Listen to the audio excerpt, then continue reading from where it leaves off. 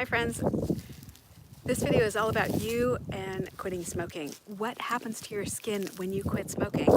First of all, we know that it's well documented that cigarette smoking can impair your circulation, which means you're not getting enough oxygen or nutrients to your skin. So when you quit smoking, can you imagine how much better your skin can be when it's getting the right amount of oxygen, the right amount of nutrients? That's the first thing. So if you're tired of the smokers, the wrinkles that smokers usually get, you can look forward to some improvement in that area. How improved can your skin become? It's different for everybody. But we know that if you continue to smoke, we know what happens, right? And that's not just for your skin, that's for every part of your body. Smoking affects every part of your body. So if you're on the fence about smoking, this is not for you. This is for people who are determined to quit smoking and are ready. And you've probably been ready for a really long time, but you just haven't found the way that works for you. I'm Mary Richardson. I help people quit smoking. I've helped a lot of people quit.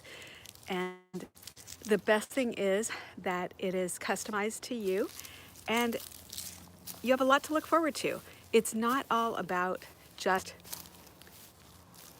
quitting smoking. It's about improving your coping skills. Because if you look at all your triggers and you document them, you write them down, what are your triggers for smoking?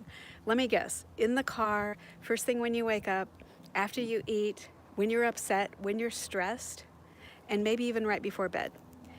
And you probably have some other triggers. Maybe if you have an adult beverage, maybe when another smoker is smoking, where you would want one too. If this is you, and no matter what your triggers are, you can understand that smoking has potentially become, for you, a coping mechanism. The thing you do when you're upset, when you're bored. So you can imagine that strengthening your coping skills can help you, and that's something you can do today. So I hope this helps you, and just know that quitting smoking is easier if you have already started working on your coping skills. When you're stressed, when you're upset, what will you do instead? The patches aren't going to teach you that. Using the patches or the medication, I mean, maybe it works for you and maybe you can quit that way. That's fabulous. Not everybody can do it that way. Cold turkey, if it works for you, that's great.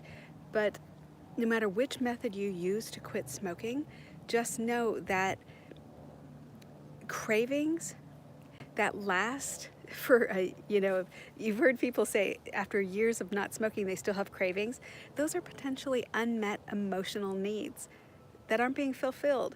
So in other words, they're lonely, they're sad, they're upset, and then they want a cigarette. So they call it a craving, but in reality, they just haven't strengthened those coping skills. Like, what am I gonna do when I'm upset that will have even more meaning than smoking, that will be better for me than smoking?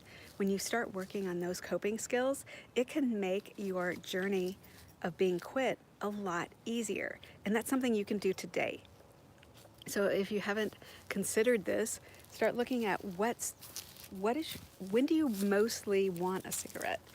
And start looking at what will you do instead? Because nobody's going to answer that question except for you.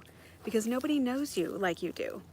Nobody has the magic pill for what will make you develop better coping skills. And it's really not that hard. You just have to come up with a list of things that you can do instead when you're upset, when you're bored, when you're around other smokers. And then with what I do, it can help you quit.